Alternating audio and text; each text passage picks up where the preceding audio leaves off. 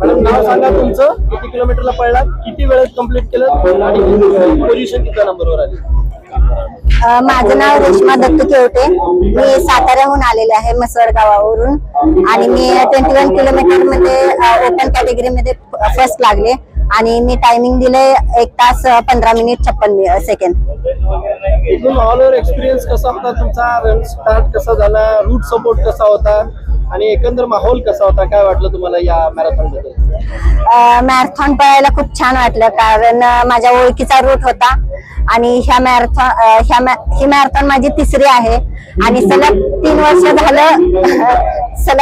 झालं मी ह्या मॅरेथॉनची विनर आहे. तर मला खूप छान वाटते, कारण